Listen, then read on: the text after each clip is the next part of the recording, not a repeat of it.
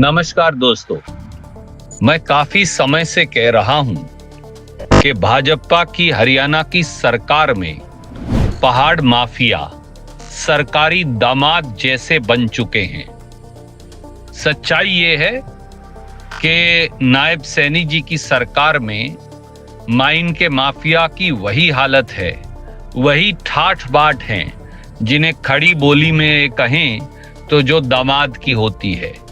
मेरी इस बात से ज्यादातर लोग इत्तेफाक भी रखते हैं, लेकिन कुछ लोगों को यह भी लगता है कि शायद मैं सियासी कारणों से भाजपा सरकार पर निशाना साधता रहता हूं। संयोग से इस बाबत मेरे हाथ कुछ सबूत लग गए हैं।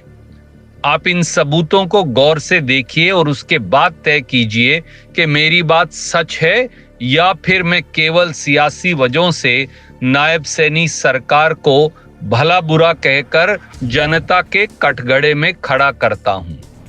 आप सबसे पहले कैमरे में कैद इस सबूत को देखिए। वीडियो नूह के इलाके का है।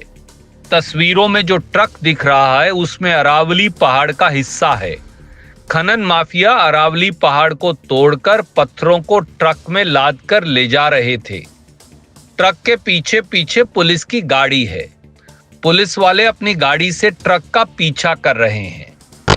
पुलिस वाले ईमानदार हैं या पहाड़ की काली कमाई में हिस्सा चाहते थे ये तो मुझे नहीं मालूम, लेकिन आगे के वाकये से ये जरूर साबित हो रहा है कि ट्रक वाले जिस पहाड़ माफिया के आदमी थे उस पहाड़ माफिया की हैसियत भाजपा सरकार में जरूर ऊपर तक पहुंच की है।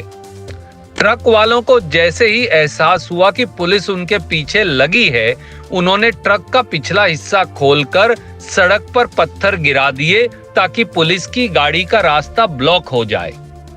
इसके बावजूद जब पुलिस उनके पास पहुंच गई तो आप उनका अंदाज देखिए। वो हरियाणा की पुलिस को सरेआम धमकी दे रहे हैं, उनको मारने पीटने की बात कर रहे हैं। और हरियाणा की हमारी पुलिस इस धमकी के बाद उनको भी तुरंत एहसास हो गया कि ट्रक वाले जिस पहाड़ माफिया के लिए काम कर रहे हैं उसकी भाजपा सरकार में असल में क्या हैसियत है।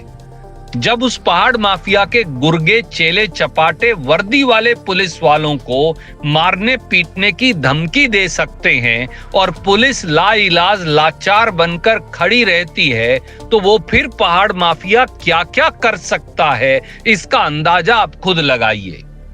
पहाड़ माफिया के गुर्गों के इस तेवर को देखने के बाद हरियाणा की नूह पुलिस तो पूरी तरह से बैकफुट पर आ गई और पहाड़ माफिया के ट्रक आराम से अरावली पहाड़ के एक हिस्से को लेकर राज्य से बाहर निकल गए।